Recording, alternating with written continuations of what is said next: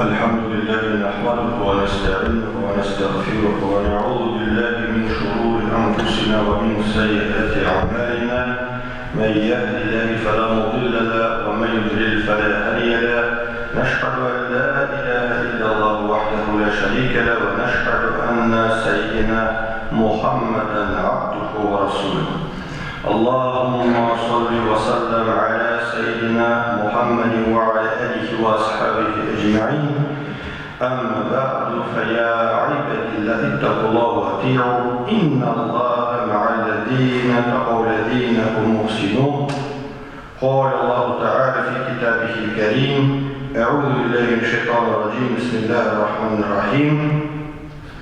ومن آياته أن خلق لكم من أنفسكم أزواجا لتسكنوا إليها وجعل بينكم مودة ورحمة إن في ذلك لآيات لقوم يتفكرون. الحمد لله رب العالمين. Barcha g'alamlarni yuqtan barakalloh tarbiyalab turuvchi Alloh taolaga maqtovlarimiz bo'lsin. G'alamlarga rahmat etib jibarilgan, dinni anlatgan, o'rgatgan, o'rnak bo'lib yashab ko'rsatgan payg'ambarimiz Muhammad sallallohu alayhi va sallamga ko'ngil to'libizdan chiqqan salovat shariflarimiz erishsin. Alloh taolo izgi juma kunida masjidga kelib qilgan ibodatlarimizni qabul qilsin. Atlab kelgan har bir adımlarımız için ecr savablarini nasip etsin. Allah Teala bizge va'zlanib dünya, ahiret için faydalı söz, faydalı fikir anlarga har barchamizga nasip kılsın. Hem sizge de muhterem din kardeşlerim, Assalamu alaikum ve rahmetullahi ve berekatuhu. İslam gayda turuğa ayırım ihtibar ve hembelik bulgan, mına maddi yaktan əzir kişinin gayda turuğun türlü yaklap kutlayı. Allah Teala iradını, kişilikinin atasın edemini hem anın denilen halal cefetin alır birge tınışlık tapsınlar deyip havanı yaratkan. Halal cefetler arasında muhabbet, şefkat hisleri tuğu bu Allah Teala'dır. Ama Allah Teala bir şikayette وَمِنْ آيَاتِهِ أَنْ خَلَقَ لَكُمْ مِنْ أَنْفُسِكُمْ أَزْوَاجًا لِتَسْكُنُوا إِلَيْهَا وَجَعَلَ بَيْنَكُمْ مَوَدَّةً وَرَحْمَةً إِنَّ فِي ذَلِكَ لَآيَاتٍ لِقَوْمٍ يَتَفَكَّرُونَ. Birge yaşadığınız için, özlerinizden sizin için hakkında yaratığı hem aranızda süyü neticesinde hasip bulgan birdemlik bilen bir şefkat biliyor da anın bilgilerinden. Hiç şüphesiz bunda uylaganlar için anlatılıp bitire almaslık derecede zor bilgiler var. Muhterem cemaat, bugün de Cuma bazımız ve kurkem zatlarımız hem ayrılışa Allah Teala'nın Peygamberimiz sallallahu aleyhi ve sellem'e bergen ulug' nimetlerinin birisi bulgan Hadişe radıyallahu anha turunda olur inşallah.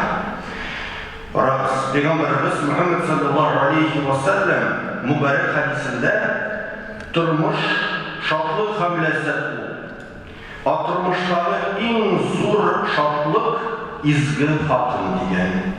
Ama Allah tarafından ilk kişiye verilgen en zor bulak takva hatın bu ılı nimet. Peygamberimiz sallallahu aleyhi ve sellem'in turmuş taşı birinci halal cefeti Hadişe radıyallahu anha takvalarının takvası bular. Hadişe bint Huvaylid Kureyş kabilesinin bay hem dereceli hatınlarından. Bu Peygamberimiz sallallahu aleyhi ve sellem'in en birinci hatını. Hem İbrahim isimli oğlundan kalan, onun varlık bağlarının anası İslam kabul etken birinci hatın kız. Hadişe radıyallahu anh'a İslam'a kaderge şarada üzerinin yakşılığı bilen de kazanılan bular. Ahlaki paklığı saflığı için Araplar onu tahira yani pak dip atağanlar. Kurayş kabilesinin köküne kurunuklu kişileri Kiyev'e çıkarga dip ama təqdim yasasalar da Hadişe onların təqdimlerini kilip Allah-u Teala Peygamberimiz Muhammed sallallahu aleyhi ve sellem'in hatırını bulun Hadişe hanımının təqdirine yazgan bulgan. Hadişe Mekke'nin en bay kişilerinin sanala idi. Ayrıca tarihçiler etkençe Mekke karavanları yolga kuzgalgan vakitte Hadişe'nin tavarları bütün Kurayş sevdelerinin tavarları kuşsan da barber artık bulatırgan. En mühimi, ol öz baylığın hak yol bilen tapkan. Rişvetten azat bulgan sevde alıp vargan. Barabız, cahiliyet zamanında hatın kızlarga, bigirek de işkuar kadınlarga cinilerden bulmagan, hizmet yollarında ağırlıklar ışıragan. Ama kişi ruhlu Hadişe bir nesnege de karmışa umışlı sevde alıp vargan. İslam'a kaderge şartta da Hadişe bir kaşa da toplarga tabınmagan. Mına etergiş bolu Hristiyan ideologiyası ardından varmışı İncil'de Arap diline tercüme etmişi Varaka bin Nufay isimli kişi bular. Bir vakit Hadişe radıyallahu anh Suriye'ye varan şirattağı karavanını ezirler uya. Gadetlerişe ana karavanını uzatıp varmışı namuslu kişi kirek bular. Muhammed sallallahu aleyhi ve sellem bu vakitte Kurayş kavmi arasında gadir, ışanışlı ham tuğru buluğu bilen derece kazangan bular. Onu hatta el-emin, ışanışlı dikte yürütken bulganlar. Hadice ana sur hak birip Şam'a sevde bilen şığırga kündüre. Onun yanında Hadice'nin yardımcı Meysere'de bular. Muhammed sallallahu aleyhi ve sellem bu seferinden hukuk tabışlar bilen eğlenip ayta. Bu sefer barışıda Muhammed sallallahu aleyhi ve sellem'in usta itip iş alıp barganın hılgın, insaflığın, takvalığın, şulay anın bilen bulgan mucizalarını görüp Meysere saklanan. Onlar Mekke'ye kire kaytkaş Meysere kurganların Hadişe'ye söylep bile Hadice'nin Muhammed sallallahu aleyhi ve sellem'e güzel düşürünün sebebi belki şuşundalar. Hadişe Kiyev'e şiriniyeti bilen Muhammed sallallahu aleyhi ve sellem'e Nefise bint Munayye isimli hatın arkalı üzün imli. Muhammed sallallahu aleyhi ve sellem de arkalı abruylu üstevine terbiyeli bu hatının ötünüşün ile kalkmayı rizalığın bildire. Şulay etip Hadişe Muhammed'in nikahı ile mendirik bəxtə iya bular. Muhammed sallallahu aleyhi ve sellem'in Hadişe'ye mahir etip 20 düye bilu rivaya itiler. Peygamberimiz sallallahu aleyhi ve sellem'e bu vakitte 25 yaş. Hazreti Hadişe anamızga 40 yaş bular. Yaş araları 15 yıl bulsa da onlar bir-birisine yaratıp hürmet etip yaşayanlar muhterem cemaat. Korağız türlü avruluklar onlara kilgende Peygamberimiz sallallahu aleyhi ve sellem'e 40 yaş ulgaş tutkine Rasuller yuvardan vahiy kabul ite başlandağı gibi Muhammed sallallahu aleyhi ve sellem'e de peygamberlik vazifası kilio'nun birinci bilgileri kurine başlayır. Şu Peygamberimiz Hira tağında Allah Teala'dan vahiy ala başlayan. Hem muhterem cemaat şu Hadişe radıyallahu anha en birinci bulup şu Muhammed sallallahu aleyhi ve sellem'nin peygamberlerine iman getirmişi bular. Onun kumulun kutarıp, güç verip, yerden itip, kineşlerin verip, onun ışınlıklı tire bulup yaşayır.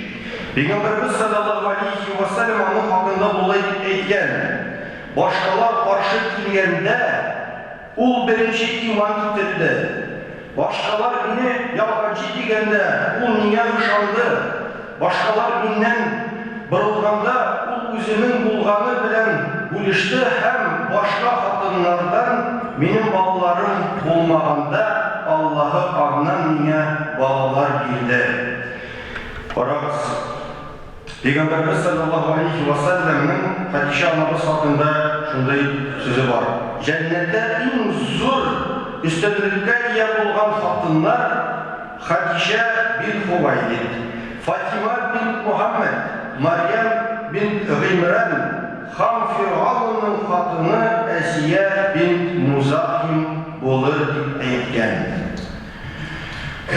İşen çağında Allah Teala'nın selamın algan ham cennet bilen süyündürülgen izgi hatun Hatice anamızga Allah'ın büyük bu hürmete bir көп нәрселер турында сөйлейді. Ham Hatice radiyallahu anh'ın kılgan izgi amelleri, sabırlığı, takvalığı, tuğrılığı bарлык muslime hatun kızlar için örnek bulup durar.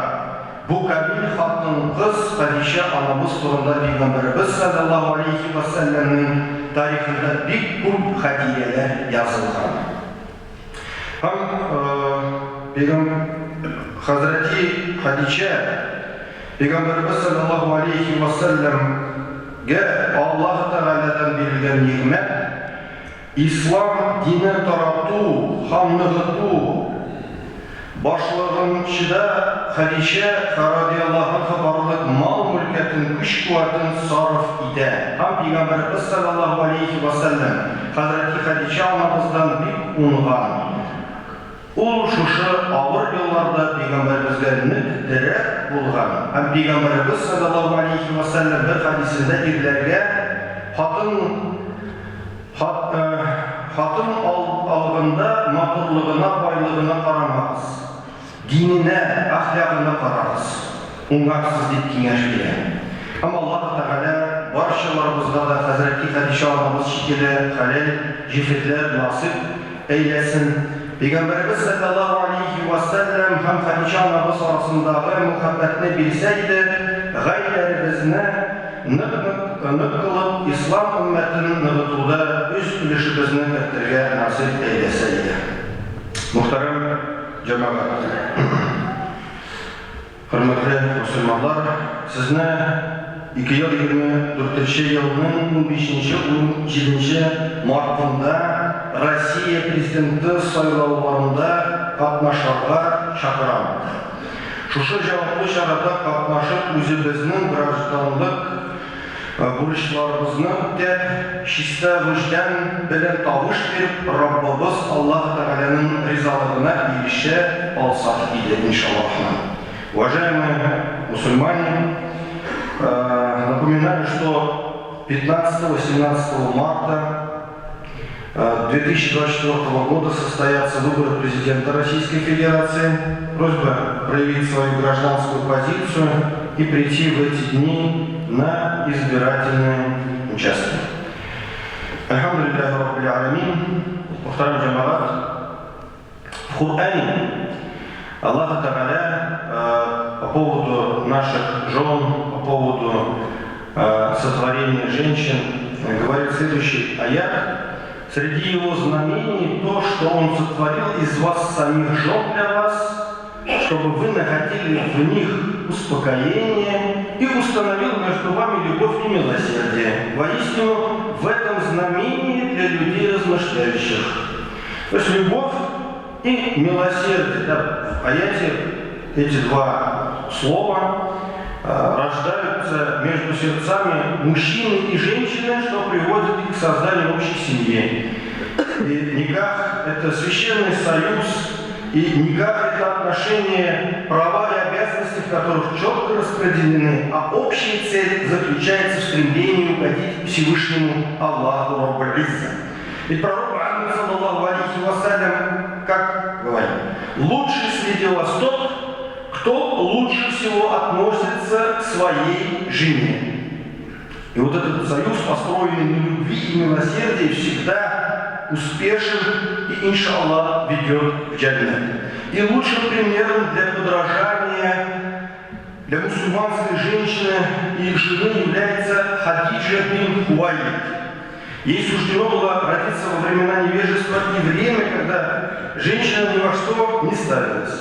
Но она смогла быть выше всего, что вокруг, и построить успешный брак и заслужить довольство Аллаха. На протяжении 25 лет она была единственной женой пророка Мухаммада, саллаллаху алейхи вассалям. Она была женой лучшего мужчины и мужа.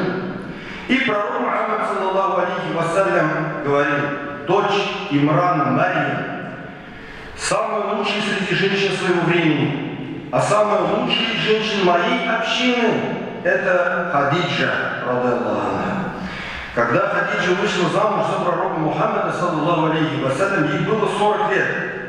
Она занималась торговлей, помогала молодым мужчинам, сиротам, вдовам и бедным со всей своей добротой и состраданием. Пророк Мухаммад, саллаллаху алейхи вассалям, был известен как Аль-Амин, который заслуживает доверия, а его супругу знали как Тахира, Хадиджа ат-Тахира, да? То есть чистая. Вот этот момент очень важный. Хадиджа была поражена честностью пророка Мухаммада, саллаллаху алейхи вассалям, когда он работал на нее в Сирии и, узнав о достоинствах своего будущего мужа, захотела выйти за него замуж. Хадиджа стал первым человеком, который привела послание ислама, и она оставалась со своим мужем, когда близкие друзья отвернулись от него. Она поддерживала становление ислама своим богатством и силами. Несмотря на то, что привыкла жить состоятельной жизнью, Хадиджа никогда не жаловалась на плохие условия, которые она была вынуждена терпеть. То есть пророк, вот как говорил пророк, саллаллаху алейхи вассалям, она верила в меня, когда никто другой не поверил. Она приняла ислам, когда люди отвергли меня, и она помогла и утешала меня, когда никого другого не было, чтобы подать руку помощи. То есть вот эти слова показывают глубину любви, которая возможна между мужчиной и женщиной, чей брак основан на стремлении к милости Всевышнего Аллаха Раббуль Изза. Пусть же Аллах Раббуль Изза укрепит наши мамы, дарует нам благо предстоящие дни месяца Рамадан, иншаллах, которые 10 марта начнутся первый таравих намаз, иншаллах. Приглашаем всех на чтение таравих намаза с 11 марта. Мы с вами уже входим в пост, иншаллах, начинаем держать уразу. Пусть Аллах Раббуль Изза поможет нам, даст нам сабр, терпение, милости свои, благословения, увеличит все блага этого благословенного месяца, и все наши добрые, благие дела пусть примутся Создателем. Баракаллах, ассаляму алейкум ва рахматуллахи ва баракатуху. ألا إن أحسن الكلام وأبلع النظام كلام الله الملك العزيز العلام، كما قال الله تبارك وتعالى في الكلام: وإذا قرئ القرآن فاستمعوا له وأنصتوا لعلكم ترحمون. أعوذ بالله من الشيطان الرجيم. بسم الله الرحمن الرحيم. إن الدين عند الله الإسلام.